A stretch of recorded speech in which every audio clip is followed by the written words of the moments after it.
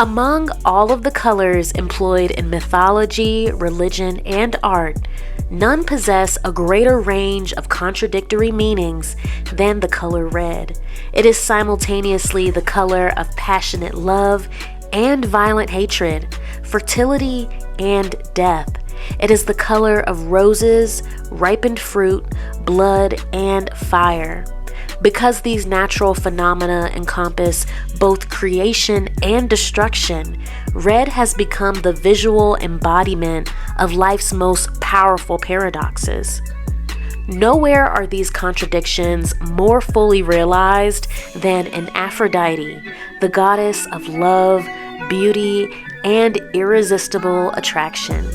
Although she is often reduced to a goddess of romance, Aphrodite represents a far more complex force.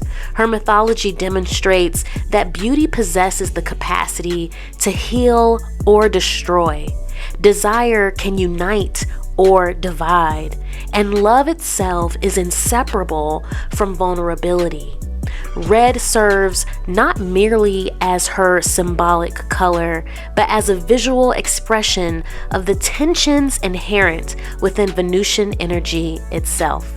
Welcome to my little corner of the internet where I talk about mythology, art, and self-empowerment. Grab yourself a snack, grab yourself a drink, and you're listening to Cupid on the Venusian Muse. The earliest meanings associated with red emerged from humanity's relationship with blood. Prehistoric communities recognized blood as the visible substance of life.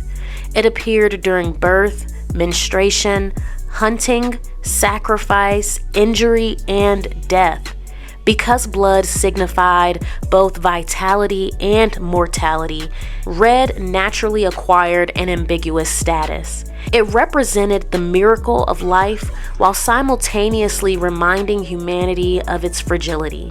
Paleolithic people regularly buried their dead with red ochre, a naturally occurring iron-rich pigment. Sites dating back tens of thousands of years contain skeletons deliberately covered in red powder. Scholars have interpreted this practice as symbolic rebirth. The deceased was metaphorically returned to the womb of the earth through the color of blood, suggesting hope for renewal beyond death. Thus, one of red's oldest meanings was not simply mortality, but regeneration through sacrifice. This association between blood and creation profoundly influenced later goddess traditions. Many prehistoric fertility figurines display traces of red pigment, reinforcing the connection between feminine divinity, menstruation, childbirth, and the cyclical renewal of life. The goddess was not merely the giver of life, but the keeper of its rhythms, and red became the visual language through which these mysteries were expressed.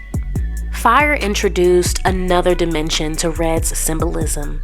Unlike blood, fire could preserve life by providing warmth and cooked food, yet it could also destroy forests, homes, and entire civilizations.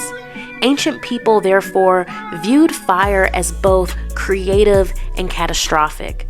This duality eventually merged with the ideas of passion and desire. Emotional intensity came to be described through metaphors of heat and burning because the physiological experience of love resembles fire. Elevated heartbeat, flushed skin, increased body temperature, and overwhelming energy. Greek mythology repeatedly employs these fiery metaphors when describing Aphrodite's influence. Love is not portrayed as gentle contentment, but as an overwhelming force capable of consuming reason. Even Zeus, king of gods, cannot fully resist her influence. Her son Eros likewise wounds mortals and immortals alike with arrows that ignite irresistible longing. The redness of the flame thus becomes inseparable from the emotional intensity associated with Venusian power. Aphrodite herself emerges from one of Greek myth's most violent acts. She is born after Kronos severs the genitals of Uranus and casts them into the sea. From the mingling of blood, divine flesh, and sea foam arises the goddess of beauty.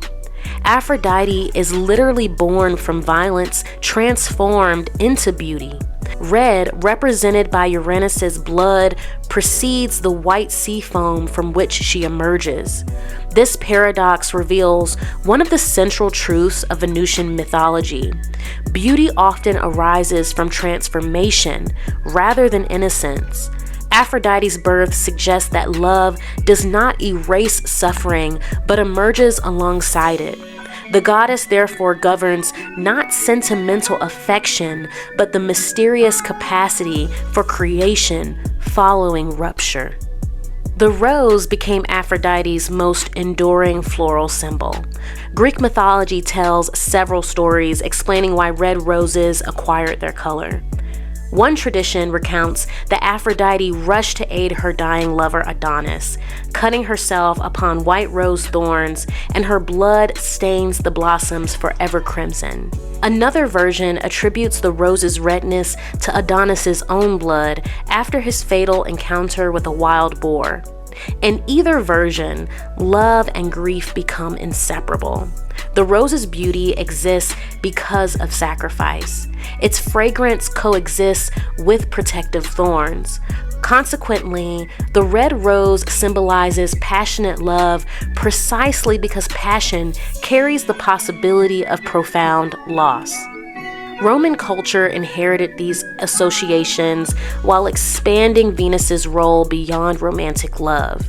Venus became patroness not only of beauty, but also of prosperity, civic harmony, and even military success. Julius Caesar famously claimed descent from Venus through Aeneas, transforming her into a symbol of Rome's divine destiny. This political adaptation introduced another contradiction. Red, already associated with military banners, triumphal processions, and imperial authority, became linked to Venus despite her identity as goddess of love. Roman thought did not perceive these domains as incompatible. Instead, beauty possessed political power, attraction created alliances, and desire influenced the course of history. Venus demonstrated that persuasion could prove more effective than force alone. Psychologically, red occupies a unique position among colors because it stimulates human physiology more intensely than nearly any other hue. Studies have consistently demonstrated that exposure to red can increase heart rate, heighten attention, and intensify emotional responses. Although ancient people lacked scientific explanations, they clearly recognized red's unusual ability to command attention. This physiological impact contributed to red becoming associated with authority, royalty, celebration, and sacred ritual across cultures. Priests, monarchs, and brides frequently wore red garments because the color naturally drew the eye. Venusian beauty operates similarly. Attraction is not passive, but magnetic. Venus does not merely represent physical appearance. She symbolizes the force that compels attention, admiration, and emotional investment.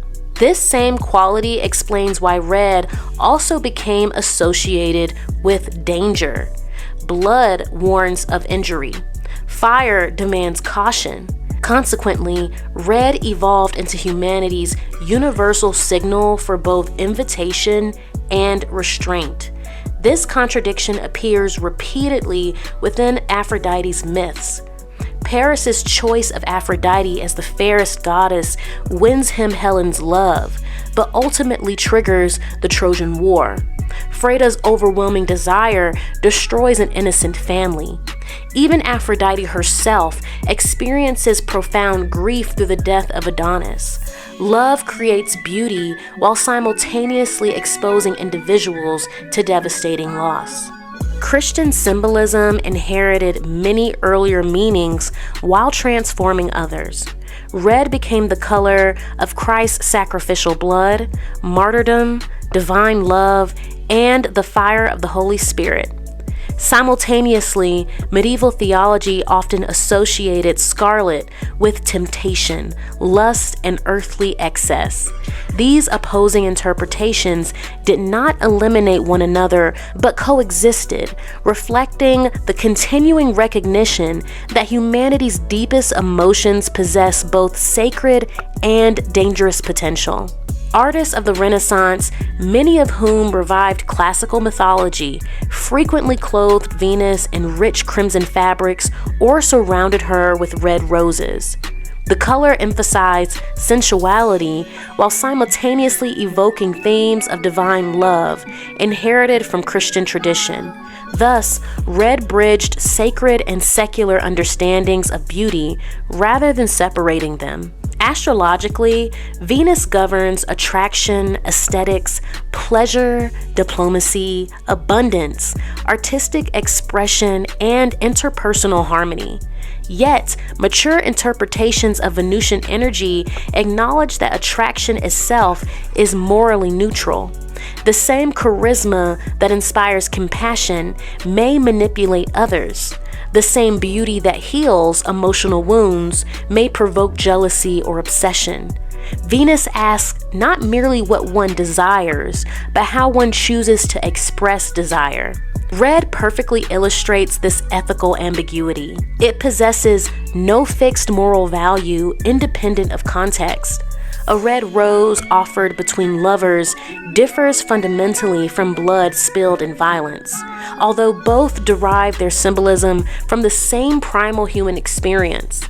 Likewise, Aphrodite represents neither idealized romance nor dangerous seduction alone. She encompasses the full spectrum of attraction's creative and destructive possibilities. Ultimately, the contradictory symbolism of red reveals why it remains the defining color of Venusian mythology.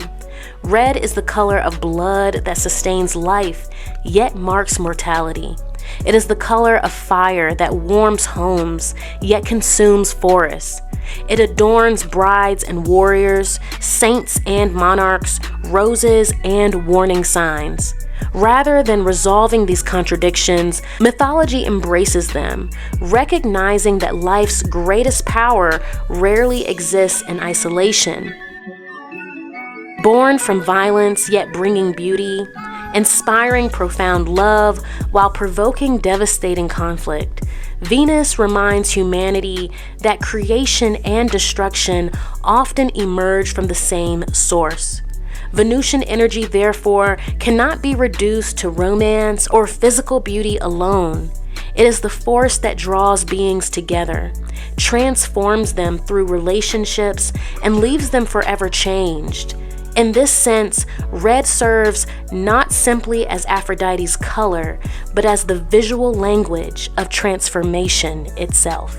If you'd like to read, you can find more articles like this on my Substack, The Venusian Muse, where I go more in depth about similar topics. I also post recipes and other interests of mine. If you enjoyed this video, please make sure to like, comment, and subscribe. Thank you so much for watching.